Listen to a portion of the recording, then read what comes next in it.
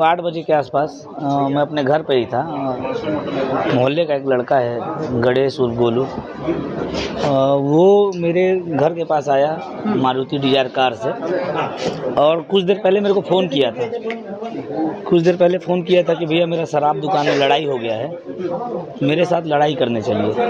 तो मैं ये बोला कि भाई मैं जनप्रतिनिधि हूँ, पार्षद हूँ, अगर लड़ाई आपके साथ कोई घटना हुआ है तो मैं आपके साथ थाने जा सकता हूँ आपकी मदद के लिए, आपके साथ रिपोर्ट लिखाने।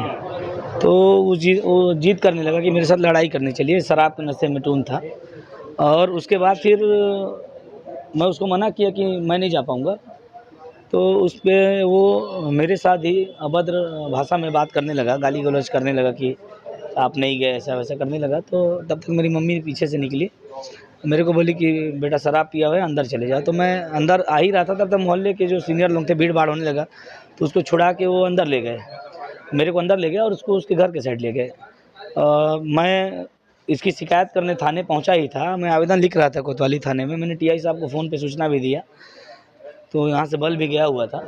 और उसके बाद फिर मैं आवेदन लिख ही रहा था, तब तक मेरे पास मेरी बहन का रोते हुए अचानक से फ़ोन आया कि भैया हम घर में 40-50 लड़के लाठी डंडा तलवार लेके घुस गए हैं, और पापा उन लोग को घुसते देखते हुए, आधे लोग तो घुस गए थे और पूरा दरवाज़ा खिड़की सब तोड़ दिए हैं।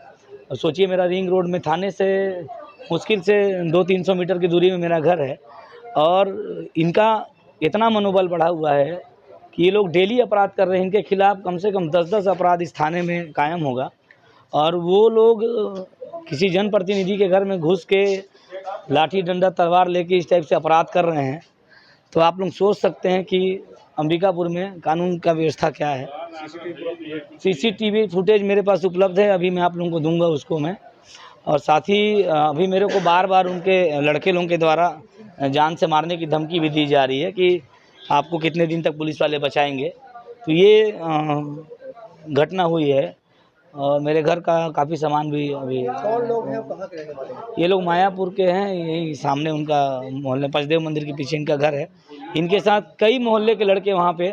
और एक बात बताऊंगा कि ये लोग नकाब पहन के आए थे। आप सोचिए कि अपराध का स्तर कितना बढ़ गया है अंबिकापुर में, कि ये लोग नकाब पहन के किसी के घर में घुस रहे हैं, लड़ाई झगड़ा कर रहे हैं, और ताकि उनकी पहचान ना हो पाए। ये चांद नाम का लड़का है इनका, जो आज लड़ाई किया है, उसका छोटा भाई है। कल ही उसके खिलाफ़ इस थाने में अपराध दर्ज हुआ है। कम से मैं चाहता हूँ मेरे साथ न्याय होना चाहिए। बिना मतलब के किसी से अगर लड़ाई होता है घर में, इस टाइप से अगर अपराध दर्ज होता है इस शहर में, बड़ा घटना मानना होगा, क्योंकि इतने सारे लोग एक घर में घुसे हैं, छोटे छोटे मेरे भी बच्चे हैं, मेरी बहन है, मेरी माँ है। अगर किसी को अगर गंभीर चोट आती है तो इसका जवाबदारी कौन लेता? तलवार डंडे लाठी बिन बेखौफ होकर लोग घर में घुस के मारपीट करने का प्रयास कर रहे हैं। कांग्रेस पार्षद के घर में एक बड़ी संख्या में, उसमें से कुछ नकाबपोश भी थे, और घर के अंदर घुस के और एक मजबूत लकड़ी के दरवाज़ा को तोड़ने का भी प्रयास किया, और महिलाएं और परिवार के लोग थे।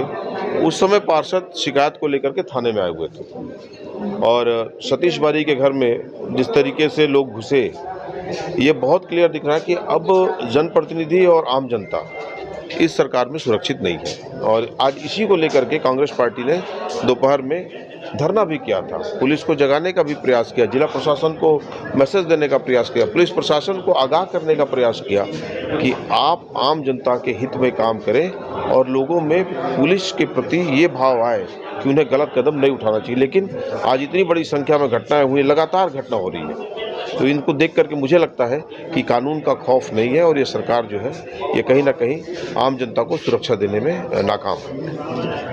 वार्ड क्रमांक 22 के पार्षद सतीश बारी, जिनसे गणेश उर्फ गोलू, ये इनके घर के आसपास आके इनसे अपने साथ चल के एक झगड़े में सुलह समझौता कराने और लड़ने के लिए बात कर इनसे मदद मांगने के लिए आया था, जिसमें इन्होंने मना किया, और ये इनके साथ ही गाली गलौज करते हुए इनसे मारपीट और पैसे की मांग करने लगा, जिस पर से इन्होंने से वहाँ जाने के लिए कहा।